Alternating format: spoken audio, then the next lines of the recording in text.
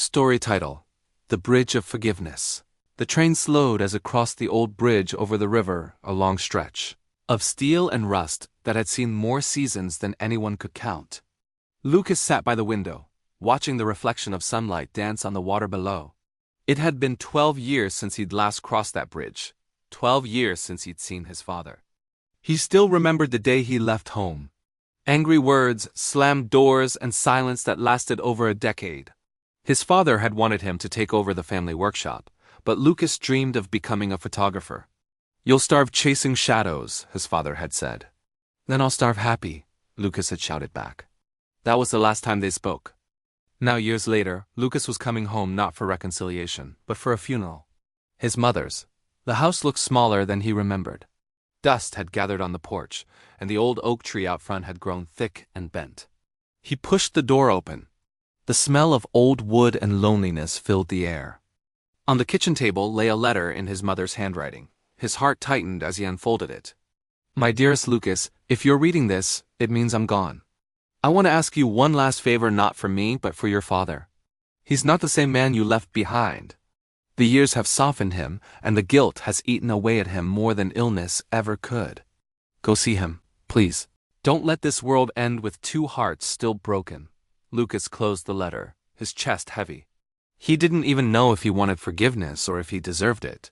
He found his father by the riverbank, sitting on a weathered bench, staring into the current. Time had carved deep lines into his face. His once strong hands trembled slightly as he held a cup of tea. For a long moment, neither spoke.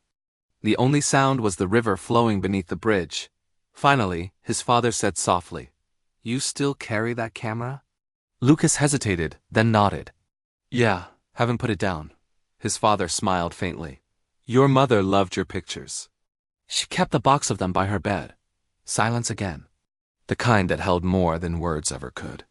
Then, in a voice cracked by years, his father whispered, "I'm sorry, son, for not believing in you. For letting pride speak louder than love." Lucas looked down.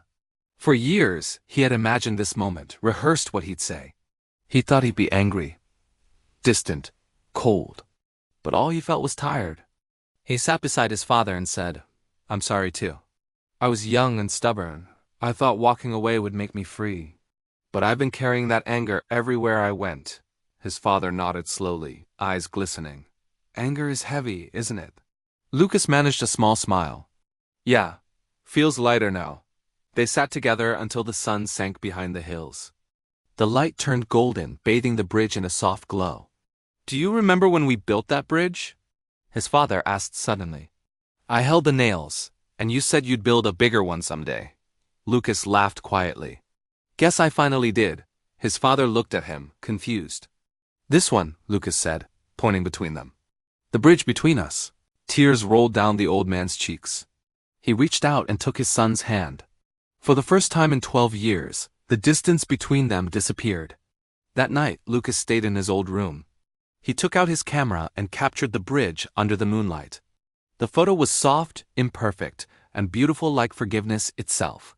Months later, when his father passed away, Lucas returned once more to the river. He brought the framed photo and placed it on the bench where they had reconciled. As he stood there, a breeze rustled through the trees, carrying the faint scent of his father's tea.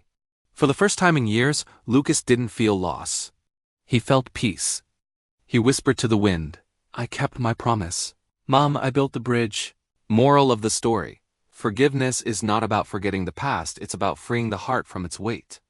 Sometimes, the strongest bridges are built not with wood or steel, but with understanding and love.